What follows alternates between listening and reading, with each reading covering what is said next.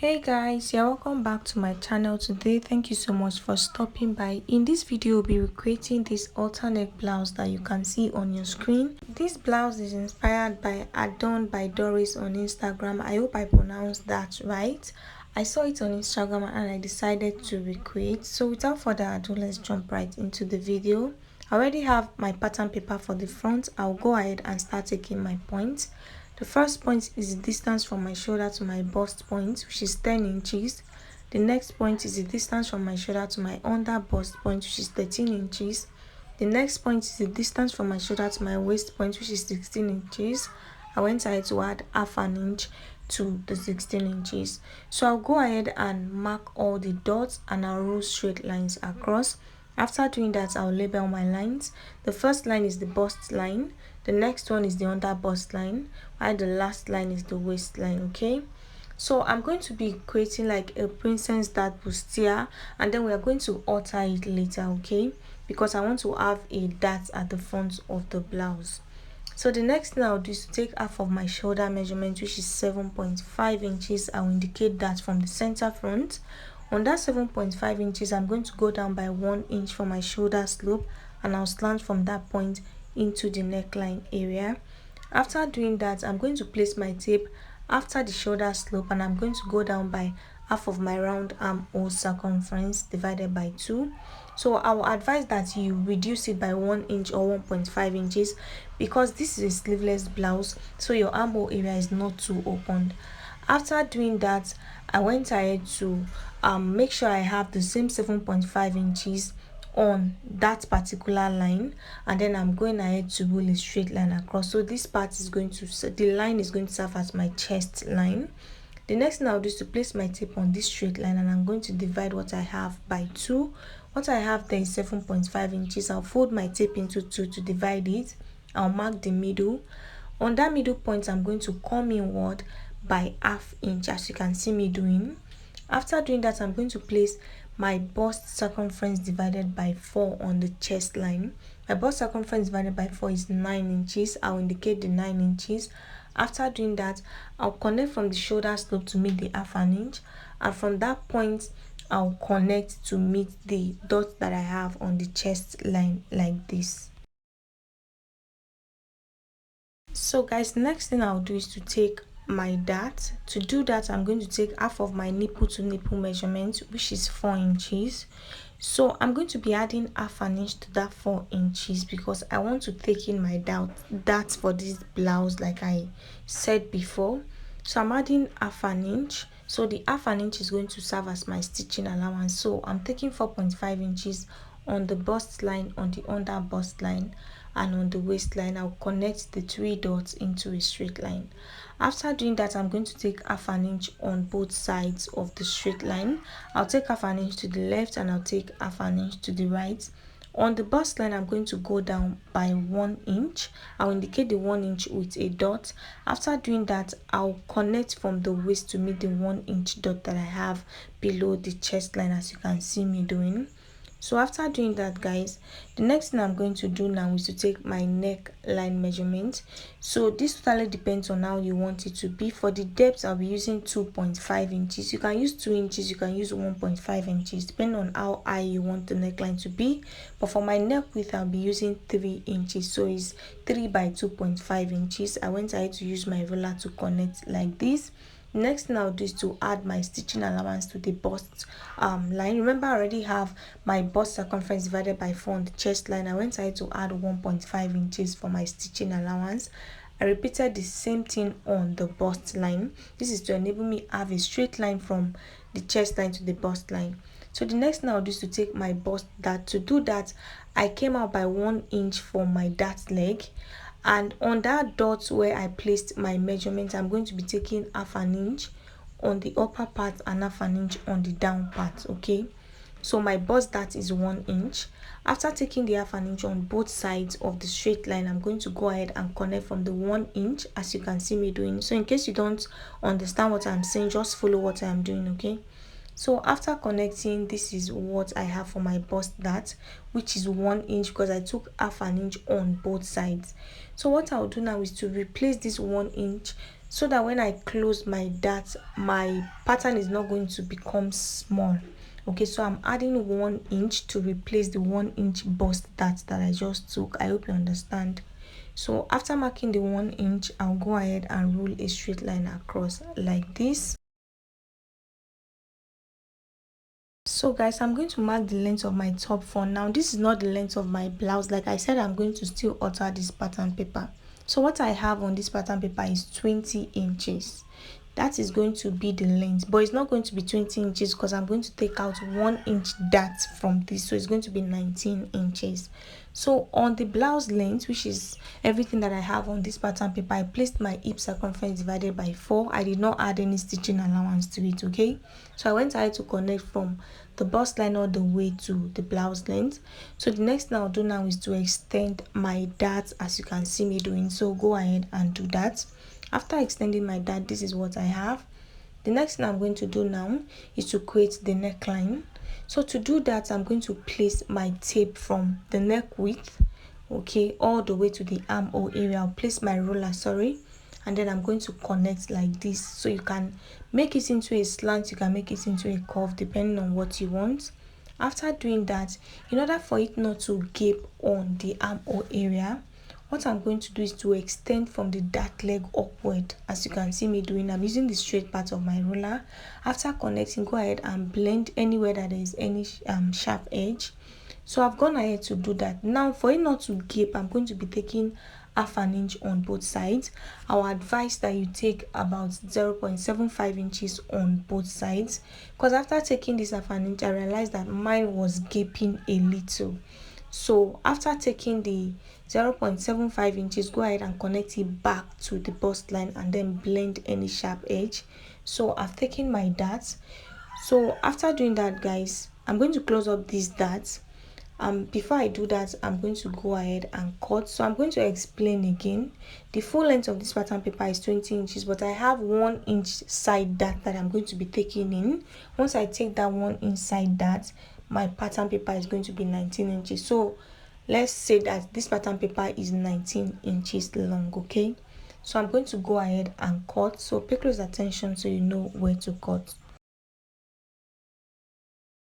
So guys, I've cut out the sides and the armhole area and then the neckline area. What I'll do is to close my dart. So I'm taking the one under, I'm using it to cover the one on top. Okay, so I'm closing this side dart. I'm closing the 1 inch the 1 extra inches that I have on my pattern paper. So go ahead and close it and use your masking tape to just hold the dart down. So the next thing I'll do is to cut out this dart that I took here. So I'll cut the 1 inch out and then I'll open this up. So I'll open it up down to the under bust line, and I'm going to keep this aside. So work on the back pattern paper before we alter this one. So for the back, I've gone ahead to mark out my lines. 10 inches is my bust point, 13 inches under bust point, 16 inches waist point, and 19 inches the length of my pattern paper. Like I explained earlier, we are not taking any darts for the back, so it's going to stop at 19 inches. So I'm going to go ahead and label my pattern paper, the bust line, under bust line, waistline, and blouse length. Okay, so the under bust line is not even important at this point. The next thing I'll do is to take half of my shoulder measurements like I did before, which is 7.5 inches. I went down by 1 inch for my shoulder slope. I'll place my ruler and I'll slant into the neckline area. After doing that, I'm going to place my tape after the shoulder slope and I'll go down by my round armhole circumference divided by 2. So you can go ahead and reduce it by 1 inch or 1.5 inches. I didn't do that for mine and the armhole was really big. So the next thing is to make sure that I have the same 7.5 inches on the part where I came down by 7.5 inches. After doing that, I'm going to rule a straight line across that point. It's going to serve as my chest line. The next thing I'll do is to take my neckline measurement. For the width, I took 3 inches just like the front, and for the depth, I took 1 inch. So I went ahead to use my ruler to connect both dots. So I'm not going to be taking that for the back. The back, you can even make it backless. So check the link in my comment section if you don't want yours to have a back, if you want it to be like an open back. The link to that particular tutorial is in the comment section, so go ahead and watch it. But my blouse is going to have a back, okay? So what I'll do now is to place my tape on this straight line, and then I'm going to divide it by 2. I'll mark the middle, and then on the chest line I placed my bust circumference divided by 4, okay? After doing that, I added my stitching allowance of 1.5 inches. On the waistline I placed my hip circumference divided by 4. I did not add any stitching allowance. After doing that, I connected straight from the bust line to meet the blouse length, and then I placed my ruler on the neck width. I connected all the way to the armhole area. So that is that for the back. Like I said, it's not going to have a dart. If you want it to be backless, I'll leave the link to that tutorial in the comment section. So I went ahead to cut out. After cutting, this is what I have. So now that I've closed my dart, you can see that the sides are matching. The side for the front and the back is the same length now. Okay, so I'm going to place on my fabric and I'm going to cut. For the front, I've gone ahead to fold my fabric into 2, and I made sure that the center front is on fold. I went ahead to pin the pattern paper on the fabric. The wideness of this pattern paper, of my fabric is 16 inches, meaning it is 32 inches, okay? And the length of my blouse is 33 inches, okay? So that's how long the side that is going to be long, that's how long it's going to be, 33 inches. So the next thing I'll do now is to alter the fabric. So what I'll do is to find where my under bust line is, okay? So that's the part where I'm pointing. So what I'll do is to just slant from the under bust line all the way to the length of my blouse, just like this. And then I'm going to go ahead and add half an inch to this armhole area, as you can see me doing. After doing that, I'll also trace out the dart that I have on the side, and I'll trace the neckline, and I'll go ahead and cut. This is a free blouse, so you can go ahead and fold your fabric as wide as you want it to, and depending on how free you want the body to be. Okay, so after cutting out the neckline and the side, this is what I have. The next thing I'll do is to open up my dart. So I opened it up down to the waistline, okay? That's where I want the dart to stop. I'm not going to cut through all the way to the length of the dress. This is where I'm going to stop, okay? So after doing that, please go ahead and trim off the dart. I forgot to do that.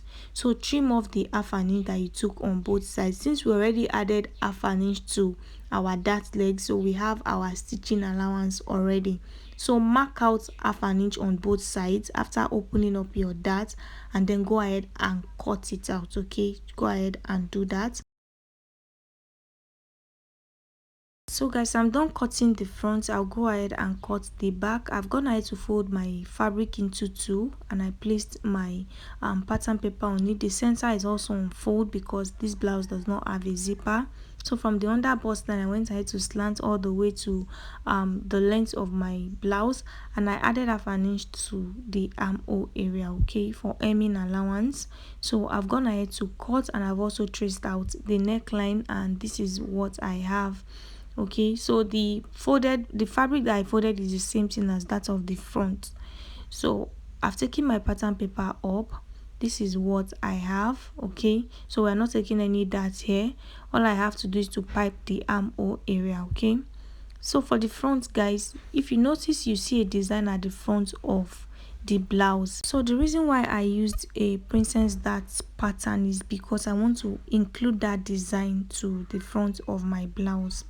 So what I'll do is to cut out another piece of fabric which is about 2 inches wide. I'll fold it into 2 and I'll sew, and then I'll turn it inside out and I'll iron. So I've gone ahead to do that. I noticed it became small, so maybe you can cut out about 3 inches if you want it bigger though. So I went ahead to sew it and I turned it inside out and I ironed. So I've opened my fabric to the right side, okay? So I'm going to place this design on it, okay? The part that I sewed is the part that I'm placing on my fabric because I want it to be inside. So I'm going to pin from where the dart stopped, as you can see me doing, all the way to the neckline, the armhole area, sorry. So go ahead and pin the design down. After pinning, this is what I have. I'm going to cover it up, not everything. I'll leave some parts out. Okay, I'm going to cover it up like this, and then I'm going to go ahead and sew. You have to do that really carefully. Okay, just sew all the way to the end. I'll repeat the same step for this other side. I'm going to place the design, okay, all the way to the end of the dart, and then I'm going to pin down. After doing that, I'll cover it up, okay, leaving about 1/4 inch outside. That's why I said you should fold it more, make it wider. Okay, so I'm going to sew all the way down. So guys, for the back, I'll go ahead and pipe the armhole. You can use your fabric as a bias. I'll also do the same thing for the front.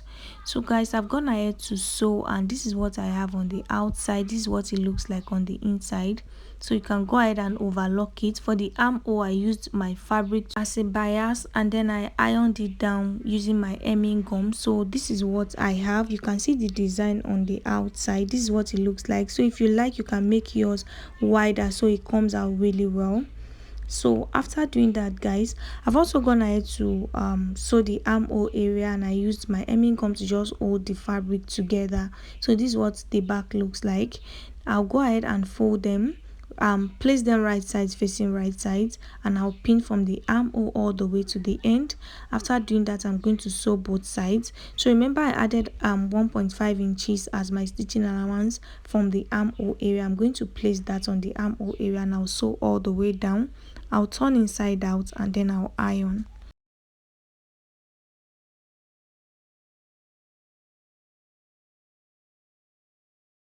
So guys, after joining the front and the back together, this is what I have. I went ahead to iron everything flat. So the next thing we'll do is to create that high-low effect that we have on the base of the dress. To do that, I'll measure from the neckline down to like 17 inches. Okay, 17 inches is where my dart stops. So I marked the 17 inches like this. So the next thing I'm going to do now is to connect from the 17 inches on this end to the other end. So you choose where you want the high effect to be and where you want the low effect to be. So I'm going to connect from the 17 inches all the way to the other side. So go ahead and work your way around this, okay, and it depends on how you even want it. But after cutting out, I'm also going to hem. So I came down from that 17 inches by 1 inch for my hemming allowance. So I'm going to connect it back to the other end. After doing that, this is what I have. Okay, I'm going to go ahead and cut this out.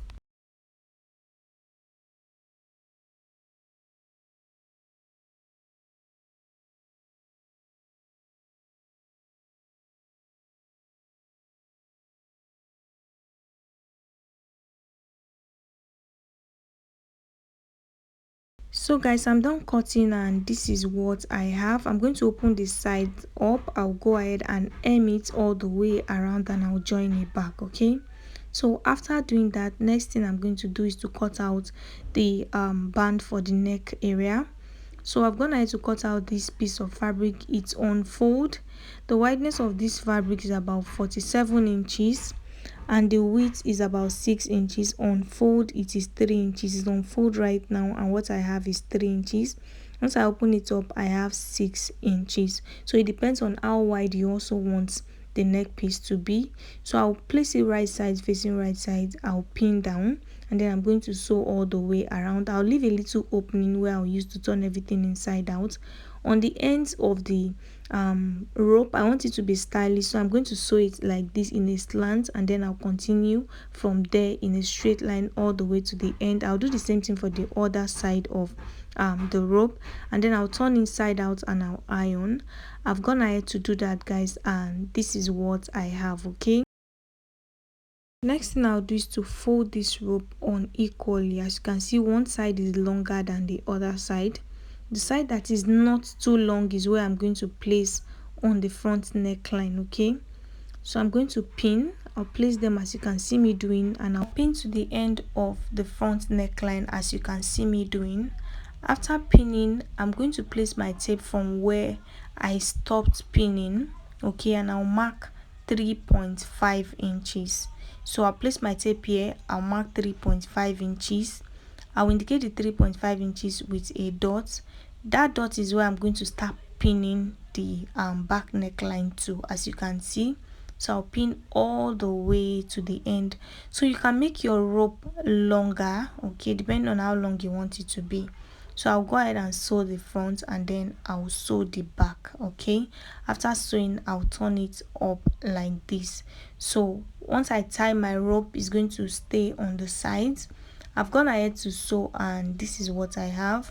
So I'll flip it up like this. This is what it looks like. So I can now tie my rope. Okay, so the last thing you do is to hem the base of your blouse, and that is all for this tutorial. I hope it was helpful. Don't forget to like this video, leave your questions in the comment section. Thank you so much for watching. I'll see you guys in the next one. Guys, this is the outcome of my own blouse. I could not really rock it well because before I finished, the fabric began to tear, so I didn't end up making the pants, but I'll leave links of pants tutorial that I have on my channel in the